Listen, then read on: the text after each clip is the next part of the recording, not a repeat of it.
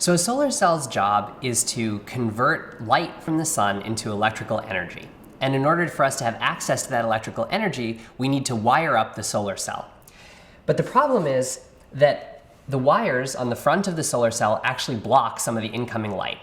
But as you can see on this device, the wires cover about 5 to 10% of the surface, and they act like metal mirrors, reflecting the sunlight away, and that light can't be converted to electricity. So in the Cui group, we wanted to figure out if there was a way to hide these wires and basically make them invisible to incoming light. So we started by studying a similar structure to solar cells. In this case, we had a thin gold film on top of a sheet of silicon.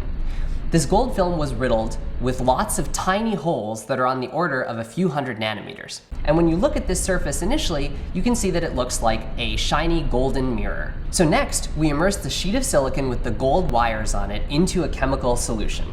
And within seconds, the wires start to sink down into the silicon surface. And through each hole in the wire grid pops out a silicon nanopillar.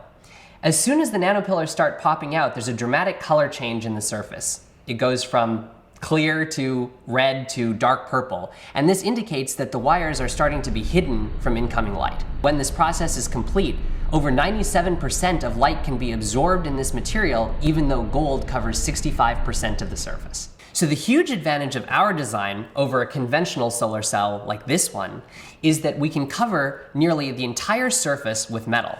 What that means is that we have wires connected to every part of the device, and we can therefore extract more electrical power and improve the device's efficiency. This is a huge advantage over conventional designs.